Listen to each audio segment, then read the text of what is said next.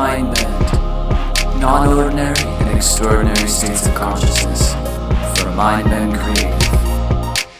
Laughing Dragon, thank you very much for joining me today. We had a chance to meet at the Awakening of Consciousness conference last month here in Los Angeles.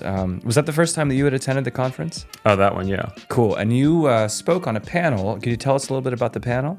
Yeah, it was on the legality of psychedelics. And so I work with Amanita Muscaria, which is a legal psychedelic. Some people consider it psychoactive. Yeah. And it's a very deep healer. It's very mysterious. And I think I'm one of the few people on the earth who has dove really deep into using it and learn how it works and, bring it to the public to try to help people. Amanita Muscaria is the name of a mushroom. Where does that name come from?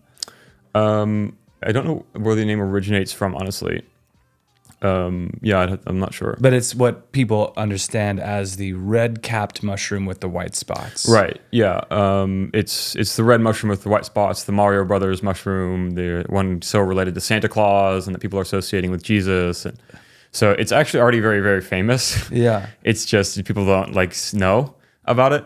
Yeah. And so that's kind of made this funny little niche in the culture that I'm somehow, my life avalanched me into. Like I didn't even want to, it just happened. Yeah. And then now I'm this Amanita guy and I'm going around talking about Amanita and you're comfortable with that. Oh, of course. I mean, yeah, it's my whole spiritual path. Like this, what else can I do?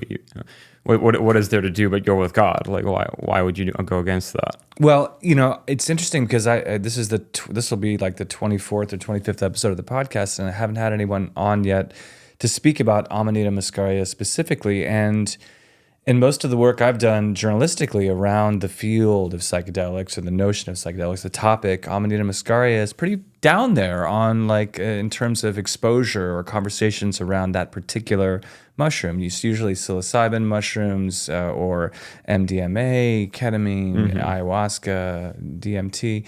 So 5-MeO DMT. It's not well known. It's not as well known, right? So you're here today to help provide, potentially for some people, a first look at what Amanita Muscaria is, the role it's played in our culture, and why you attest to it as a healing modality or a healing entity or spirit, or how do you refer to the mushroom? It's a god to me. Okay. Amanita Muscaria. So people don't know that coniferous trees were the first trees on the earth.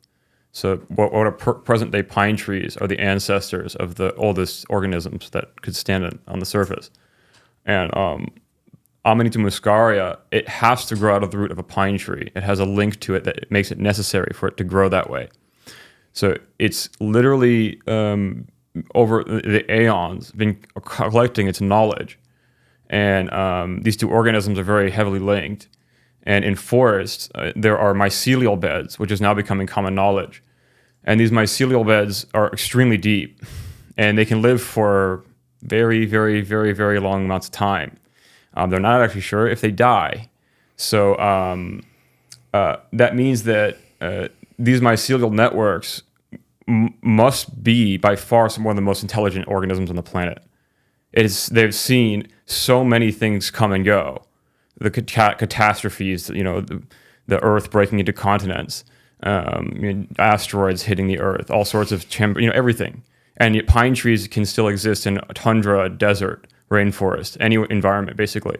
Pine tree is kind of an underrated tree. Oh man, it's crushing it, dude. It's the apex tree for sure. I mean, it dominates its environment. So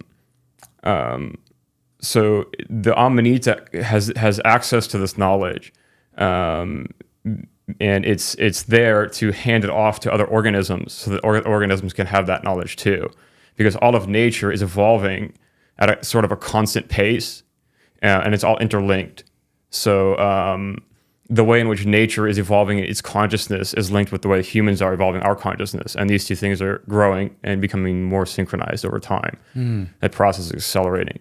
Yeah. Have you had some insights as to how human consciousness is evolving? And have you spoken with other people, other colleagues? Because consciousness is a pretty widely studied field, but not all the people who are studying consciousness are getting into the relationship of the Amanita Muscaria mushroom to the coniferous trees and taking into account the wisdom that you're talking about, the knowledge, the experience, being here for the earth over eons.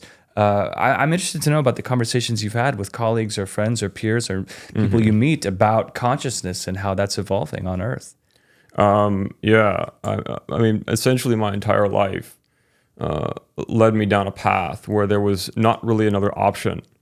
And my destiny ended me in a place, at exactly the right place and exactly the right time, to the first day that I consumed ayahuasca. And I was planning on committing suicide 2 days later. And my life was just over. Like had all these horrible traumas and very, very deep problems I couldn't fix. And I tried. For years, couldn't fix. I'm done. That's what I said. I'm done.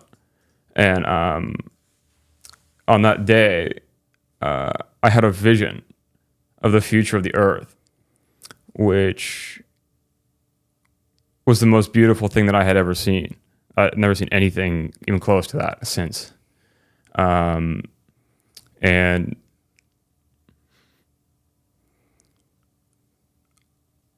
I decided that if there was anything that I could do to make that vision actually happen, become real, that I would do it. There was I had a life that was purposeless for my entire life. And then in one day, there was a purpose. And it completely changed me. And since then, I've become this other human being, with the same skills as before, just a different personality. It's just growth and evolution, right? So your consciousness has grown. Yes. Yes. And the reason I'm going through all of this is because all of this led me to push myself as hard as I could using high-dose psychedelics to understand the science of consciousness, to understand how consciousness operates at the most fundamental level. Because the truth is that we are consciousness. We're not actually human bodies. So what actually occurs in your experience is a factor of what you have inside of you. It's all of a factor of an experience. So if you can alter the factors of the experience, you can change reality. Okay. And I've been studying this very deeply. Yeah.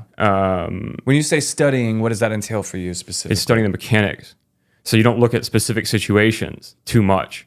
You compare them, and you make sets, and you make order sets and tables and whatnot. But they're not really tables; they're different shapes. Sounds like school. It is for me, because after this thing happened with that vision on ayahuasca. 2 days later, I did another ceremony, and in that ceremony, entities came and they made an agreement with me, and they're like, "You have to commit to this," and etc. And so I did. It was another ayahuasca ceremony. Yeah, and 2 days after the first one. Yeah, and that was your first one ever. The second one. The first time you did it. That was the second one when the entities came. Right. But that was part of the same weekend retreat or something, or Well, in Brazil, they're all going on all the time. Okay, so let's go ahead.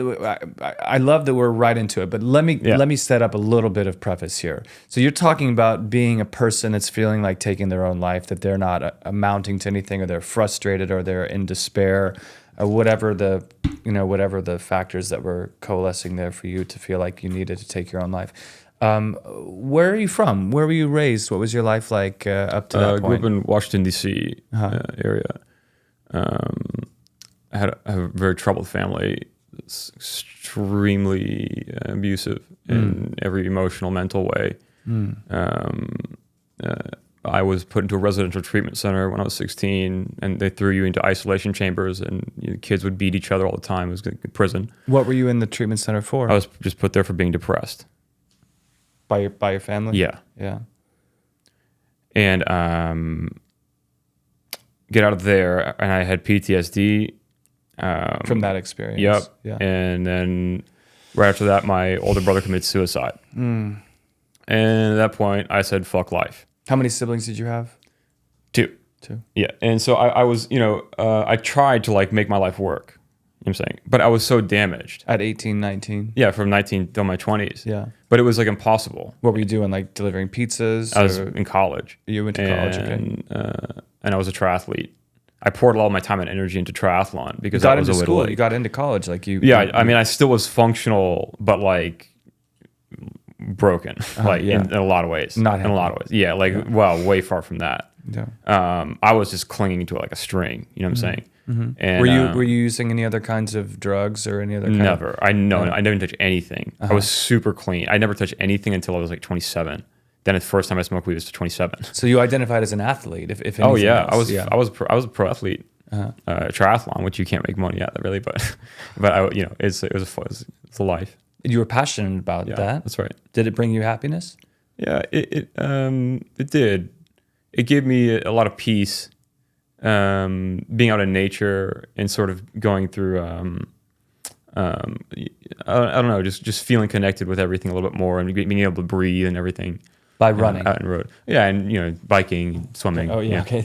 Not a three things, triathlete, so yeah. Three things. Okay, Yeah. cool. So everything. All right. Okay, but still, by the time you were 27 or so, it was still Oh well, yeah. I left the U.S. when I was 25. Okay. I moved to South America. okay.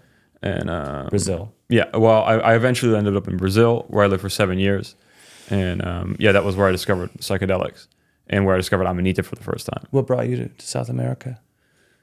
I was done with life. I was like, my life. I was making $100 an hour as a personal trainer.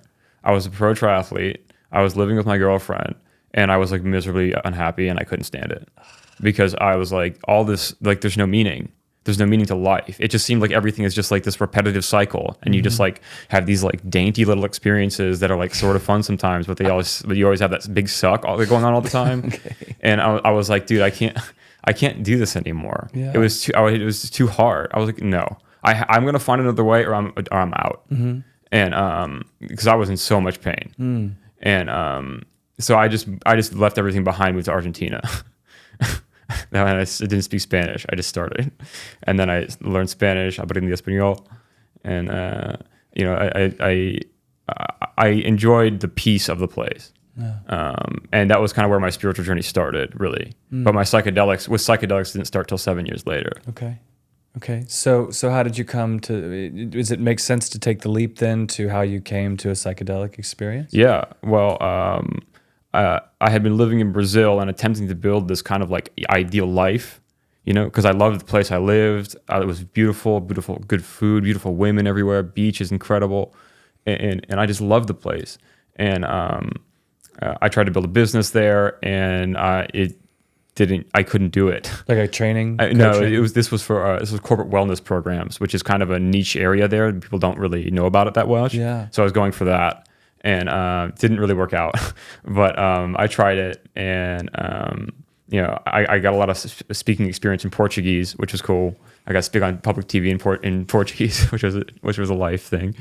And yeah, I was trying to build a dream life, but I had never overcome the PTSD. I was traumatized very badly, and I had like very few resources to do anything about it. Like no real connections with the people, like no real family, and I had lost my money on this business, and I hadn't even mentioned this. I had 2 chronic illnesses at the time. I had chronic fatigue for 5 years at that point, and I had an intestinal parasite for 7 years at that point. And that it was so excruciating and painful in the beginning, and all of these diseases and like insomnia that I had, and like PTSD, and it's like, I'm done. I'm done. Fuck this. And it was just like, there's no question in my mind, like, I'm out. And just somebody I didn't know invited me to take ayahuasca, and I took it, and then everything changed. What year was that? That was the very first days of 2020. Wow. And you were living in Brazil. In Brazil at the time. In Florianópolis, Brazil. By yourself? Yeah. And so magic started happening with your first ayahuasca ceremony. And the second one, it really, really exponentially, entities came to you and gave you a mission in life. Right. What were the entities? Well, I couldn't see their faces, and they don't leave a lot of information about themselves. There's a lot of security and stuff they have to be careful about. But they appeared, and they made some very clear statements, and It was like you basically do what you're planning or do this. There's not another option. Do what you were planning, take your own life, or do that, or commit to this path. And it's like there's not an option. And they said the path was utilize the skill set you have to spread the word about Amanita specifically? Well, they didn't say it. It was about completing the vision. Okay, completing the vision. Yes, that creating was the that, helping to create that world that you saw. Right. And so then in the third ayahuasca ceremony I did, it started like a school. It was like every ayahuasca ceremony was like a college class, and I was learning something else about consciousness, some other factor. You were entering the classroom through taking the sacrament. Yeah. And the third lesson, the third thing that happened was it showed me that attention causes existence. So it is because something is perceived that it exists. And the way in which it exists is dependent on the way in which it is perceived. So something that is in your imagination is also real. It's connected to you and it's connected to this reality. Of course it is. What's in your mind is definitely connected. And so when you start to become in alignment with this and you start to know it, like really know it, it becomes kind of your being. And at that point, things just flow much more automatically and easily. And life becomes a completely different experience, completely different. It's something in between, like having complete surrender to everything and having like the total power of God. It's it's a dance. Yeah. And it's like you are everything, then you are nothing. And it's this back and forth of every single type of perception and everything that you could ever think of and perceive. What holds people back from immediately being able to consistently actualize that awareness? Like even if they don't get it, what is it that's keeping us from A, knowing it, and B, like utilizing it? It's being responsible. Being responsible. It's that a person has to, they have to come in control and command of who and what they are. And they have to start at the most core level. And so you have to decide, the most important question in life is to be or not to be. And you really have to decide that. Because if you decide that you don't want to be, that actually isn't possible because you're consciousness. We are consciousness. So we actually can't stop existing.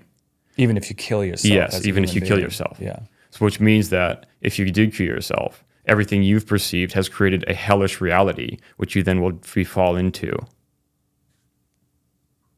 Wait, after you kill yourself? You will fall into a hellish reality. That's why they say don't one. Kill yourself or you're going to go to hell. That's right. You have made one, so don't do that. And so if that's the reality that you believe is happening to you, then it becomes real. To your consciousness. Yes. Which is what you are. Which, consciousness. Yes. Either through reincarnation or through just slipping into a lower dimension, which is even worse than that. And if you go too far into lower dimensions, you don't ever come back. And then, of course, that being can never have an opportunity of growth again. Because a being's consciousness is either retractive or it is expansive. And so if it is a fear-based consciousness, it is retractive, which means it's moving towards not existing, but it can't stop existing. So only the content gets obliterated. So it's ejected off of these spurts of the God body, which we call here the multiverse. And the content of the being is ground. It's like a furnace. I've seen it. It's a grounds like a furnace until it's just these smaller and smaller ashes, and then it's just poof. So consciousness can stop existing? The being stops existing. The consciousness cannot. That sounds scary and sad. It's part of the cycles of creation. The cessation of... Because the opposite is also true. So there are so beings that are adopting unconditional love. Yeah. Their consciousness is expansive. So they get the opposite of that, which would be everything is more peaceful and more ordered and more beautiful and more synchronized and more beautiful and better and continuously that way for all of eternity. I would like to think that the most wretched and miserable entity that's experiencing a human life, a consciousness vehicle experiencing human life could find redemption, could get to that place. But you're saying that they can, and sometimes they don't. Sometimes they don't. Have you come in contact with any kind of like entity that's at a lower Oh yeah. dimensional? Why do you think I gotta wear this all the time? That's a protective thing. Oh yeah. So we're talking about the things that can come into our experience. We're talking about ghosts and demons and things like that. We're talking about demons. Whoa, this is the juiciest episode I've ever had already. Well, I'm a pretty juicy man, I guess. You're very juicy. This is the juiciest stuff, man. This is some of the trippiest stuff. We're flying right into the heart of the visualization, the knowledge. And it was the Amanita guy that brought this. Yeah. Nobody else working in any of these other modalities has come with the obliteration or true ascendance game. Yes. Wow. And I'll tell you, Amanita, it's a different level than anything else. It's a different level. Why is it here? What do you mean? Why is it on Earth? Amanita is a communicator. So when you say why is it on Earth, I'd have to answer the question from multiple perspectives. Okay, so one is the physical perspective, which is a type of religion. So that means that the person believes in nature. So from nature, the nature needs to be able to interact with humans. Nature needs to have a more direct way of interacting with humans. Why? Because it's all like a similar consciousness. Okay. It's all bound by the same consciousness. The Earth itself is a conscious being. And it's similar to what human beings are. Yes. Everything on Earth. Yeah, I mean, yeah, it's sort of, I mean, it's different, totally different experience. But yeah, I mean, it has an experience. And so the Amanita is a communicator. So it communicates between organisms in the mushroom realm, and the mushrooms then communicate with the forest. And then the forest is, everywhere on the Earth. So, you can communicate with grasses as well. So all of nature is in this sort of rhythm, and humans are just like chopping it in half everywhere we go. And so chopping the rhythm of the Earth, yes, because of a shortcoming on our part.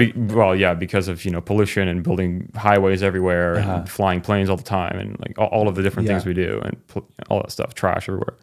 So it's interrupting all of that, all those processes, and so Amanita has to have a way to communicate with people, and as I mentioned, like it's intelligent, so it communicates through people. And essentially what's happened to me is that I gave up completely on my ideas of what life should be. And I entered into a sort of semi-state of, it was absolute surrender, but I'm learning these extraordinarily valuable things that are so precious and amazing and foundational to everybody. And all I could think about was like, how do I master this? And so it turned into a process by which I was perpetually transforming. And you start to see barrier after barrier be erased and erased and erased. As you transform. Yes, as I continued my path. Mm-hmm. And this is true for everyone. Everyone can go through this process. Did you see synchronicities? Was that part of like, were there signs that was there anything to gauge your own? Yeah, I mean. In waking life, like in non-psychedelic experiential life? You mean like in relation to Amanita?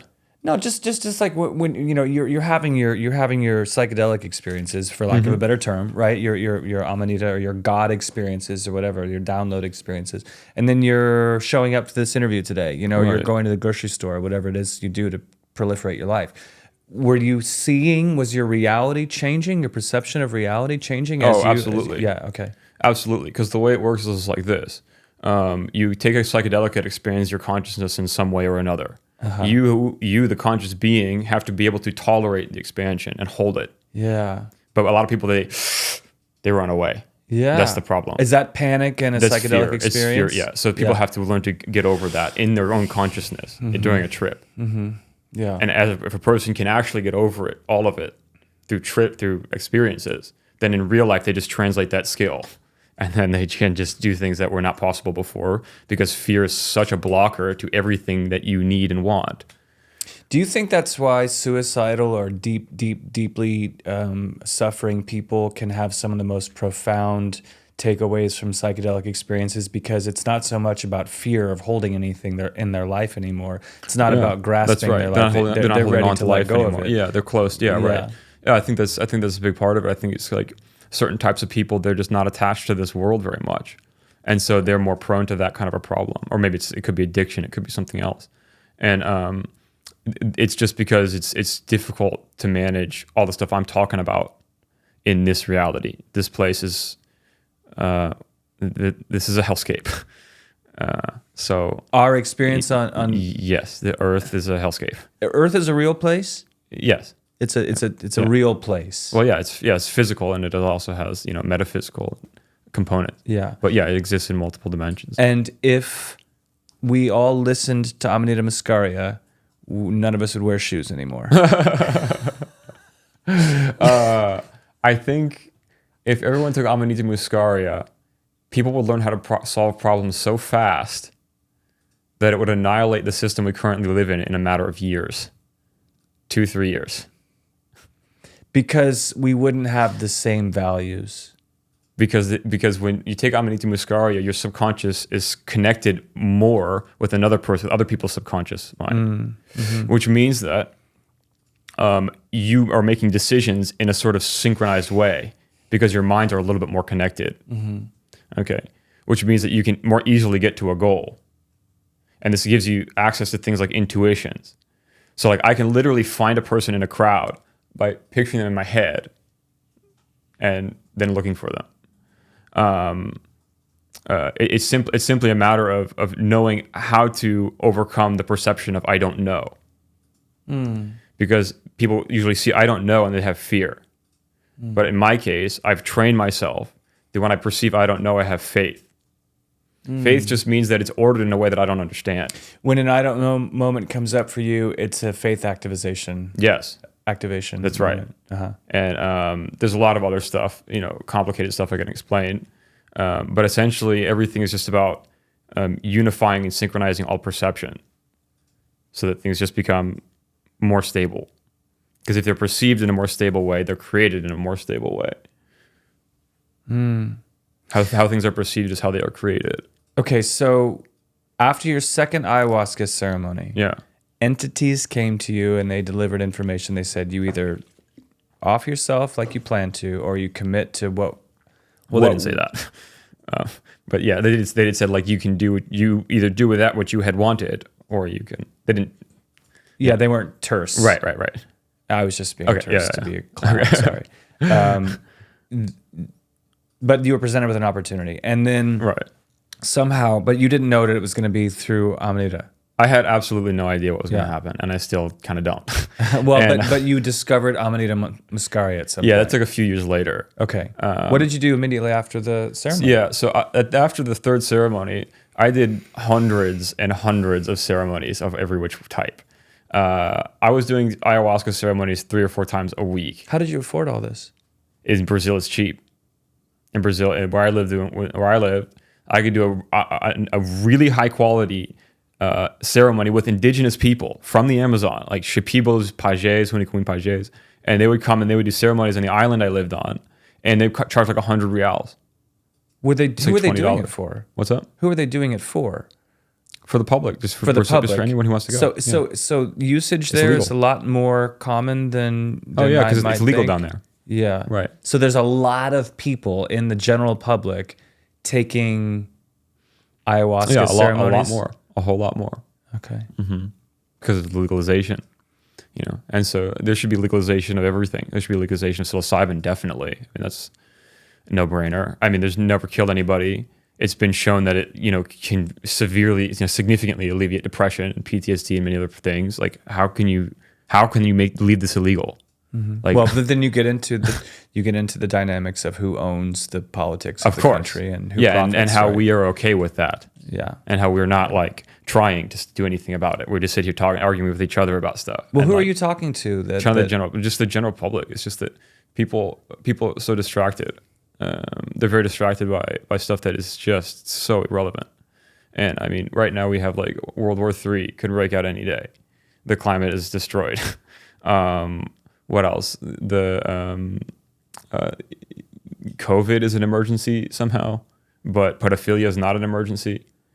And so this stuff I see, and for me, it's the most irritating thing ever. And it's hard for me to be silent about it. Well, so where do you speak? I just talk to people I meet. Do you have the ear of anyone who is in politics or community organizing? Nobody knows who I am. I'm just a guy. I'm just a dude with a Amanita company. But is that part of your aspiration, though, to like take your message to people who can influence? I mean, because the dynamic we're stuck in right now is that systems and structures are set up by people who gain access to controlling them, right? So have you had any kind of inspirational interactions with anybody that can help you make a difference? Yeah, I mean, people trying to help me out. Yeah, there are multiple people actually. You know, I just go by my faith. I get to go from place to place that way. Yeah. And I meet people, and some people have said that I've deeply impacted their life, and that's beautiful to me. That I'm able to do that for even one person, even one time would be amazing. And so multiple people have been saying that. Means like a lot to me, and it just makes me want to work harder. But yeah, I don't have like a clear group or something. It's just like I'm just doing my thing, and I'm probably always going to just be doing my thing. And like if people want to also do what I do, that's amazing, and I'd love to hang out and learn about other people and what they try and what they need, what they would think. But I think it's all about people just kind of it's doing the easy stuff that we all know we're supposed to do. Yeah. So if people agree with that and they want to pitch in. What do you think happens if this planet is annihilated through World War III or some kind Well, I don't think that'll happen. I'm pretty sure it won't. But it's childish that it's even on the table. It's childish. It's childish. I mean, why do you think the aliens don't come? Yeah. I mean, they're like, are you serious? Like, this is how we act? And of course they wouldn't show up. Why would they? And so, like, what are you going to shoot? You're going to think about shooting nukes at each other. Are you kidding me? Like, I'm saying, like, nature has also like a say in this. The Earth itself is alive. Like, what the fuck? It's the mushrooms don't want to get nuked. It's Nobody the wants to get aliens nuked. that are shutting the missile silo sites down. Well, I hope so. It's important that doesn't happen. Tell me about the products. Tell me about what you're making, Sure. what you're crafting. So, flipping a 180 here. These tinctures, they are made from Amanita Muscaria, and it's this particular batch I foraged myself in Brazil and brought a whole barrel of it back up to the U.S. on a plane. Which you can do. Which you can do because it's legal. And so I make these tincture concentrates, which are equivalent to 1 milliliter is 1 gram of Amanita. They are alcohol free. They have no chemical substances ever added to it at any point in time. There's no extracts or anything. It is a very simple process to make these. And they're made with only Amanita Muscaria, water, lemon juice powder, and pine sap as a preservative. The pine sap I liked as an extra touch as well because it comes from pine trees. Yeah. And pine sap is healthy to consume. It's antibacterial and has some other health benefits. And is pine sap consumed in any other way? Yeah, it's consumed in some other specialty foods. Yeah, pine sap. Yeah. Mm-hmm. Okay. It's pretty bitter though. Yeah. But for a little bit, just for a health thing, is good. So when it's preserved this way, I know from experience that it will last longer on the shelf. It needs to be refrigerated, but it's much healthier option than alcohol, which is what everyone else is doing. And so this thing is supposed to be a sleep aid. So the way it works is like this. People get traumatized. And when they're traumatized, they have a lot of difficulty calming down and slowing down. And for those people, they can calm down and slow down using this tincture. I know because I couldn't slow down for like 30 plus years and it almost got me to kill myself. And so when I finally discovered Amanita Muscaria, it allowed me to sleep. Before that, I had chronic insomnia for 20 years. It was brutal. And with the other illnesses too, it was just everything stacked. And when Amanita took that away, my life was changed like fast, very fast. And then my illnesses started healing. And then other stuff started changing. Yeah, but my consciousness started changing too. And because you were starved for sleep. right. Before. But yeah, but the thing is that the sleep, the benefit that Amanita really offers is that it will give you deep sleep.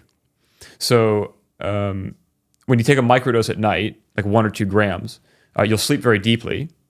And 1 or 2 grams? Yeah, which would be 1 or 2 milliliters of this. Okay. Yeah, and people will have lucid dreams sometimes, and they'll remember their dreams more clearly, and they have sort of messages come a little more easily, get more intuitions. But the sleep is fantastic. Like I said, like it cured me of insomnia, and then it became like everything to me. It's like how it like fixed all, like the most biggest problem, like just knocked it out. This is an overnight fix? That took a few months. Yeah. But the other thing is that you can never develop tolerance to Amanita. You can only get accumulation of it. So if you take it for several days at the same dosage, the effect is slightly stronger after 5 days or so. And so with Amanita, you can just keep taking it consistently, and you consistently get good sleep. You don't have to worry too much about changing the dosaging. It's so simple. It's gives you this beautiful sense of peace and calm, so it lets you relax and lie down and rest. And it seems to be neuroregenerative. There are many people who have issues like OCD and autism and some pretty severe, neurological disorders that report that they're being alleviated by taking Amanita. It doesn't cure anything, but it's alleviating neurological disorders. And I had PTSD, and I'm much, much, much better. I'm 98% better than where I was. How did you come to this? It started off with I went on vacation after doing a ayahuasca diet, and I was going through the mountains, and I was just walking around taking pictures like a tourist, and I saw this pine forest nearby, and I was like, oh, I'll go for a walk through the pine trees just to enjoy the air or whatever. I go over there and I hop the fence and I go through, and I immediately see that the whole floor of the forest is covered with these red mushrooms. And I mean, like, it was like almost covered, like grasses. And I was like, whoa. And I knew what that was, but I didn't, I had never used it before or anything. And I just had this immense sense of like happiness and like love. And it was like so exciting that I found this thing. And I just felt this like, it's difficult to describe, but it was really deep. And I started collecting them. I took my sweater off and I tied it so it was like a bag, and I started stuffing it full of Amanita. And then I collected them and I started using it. And how did you know how to use it? I just looked it up. Yeah. I researched it. Yeah. It's got to be, if you're making it from mushrooms, it's got to be boiled for half an hour, minimum half an hour, with at least 1 lemon squeezed into it. There's kind of complex preparation methods that are better, but that's kind of the minimum. And I started taking it every night, and it changed everything for me. It taught me this other deep layer of consciousness, of the subconscious mind and how everything is ordered there. And it's so fascinating. What did you think you were going to be taking it for? When you found them, you never used them before. Yeah. You found them, you got excited, you came home, you looked it up. What did you think was going to happen once you boiled it down? And then how much were you going to take, and what were you expecting to happen?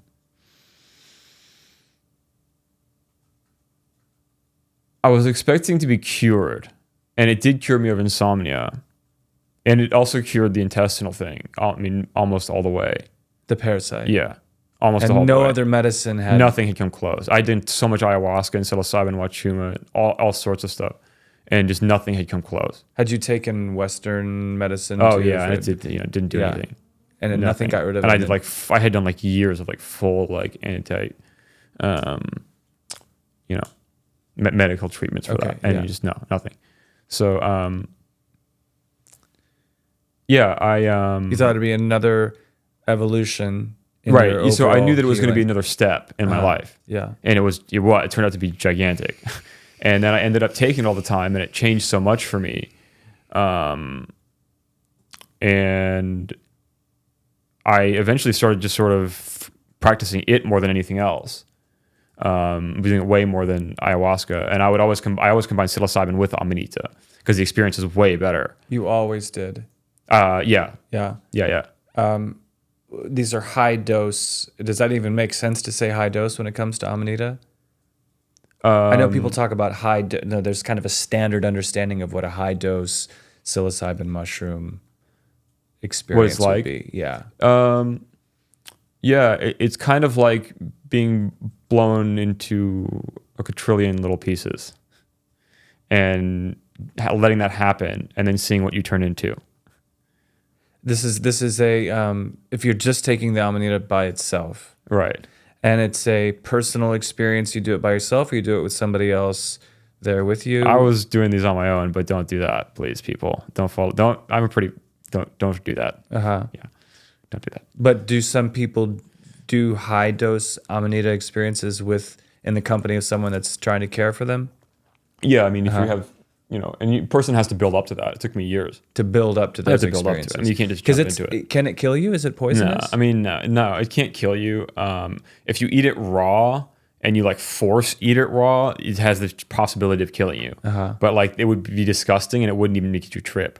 You have to prepare it to trip. So like it'd be pointless. It'd be a bad way, potentially fatal. But no, like it's not really deadly like they say. And you got to boil chicken and you also got to boil Amanita, cook it in some way. Yeah. Amanita, for people who want to get into it, like go at your own pace. You know what I'm saying? Like go slowly and go in a way that you can feel the benefits going kind of in a gradual cumulative way and keep working on trying to like hold that. Don't go into these like giant leaps. That stuff can get dangerous. So, like be very aware of like your diet when you're dealing with psychedelics, as well as where your mind is at in a kind of a deeper way. Because if you got some stuff done in your life that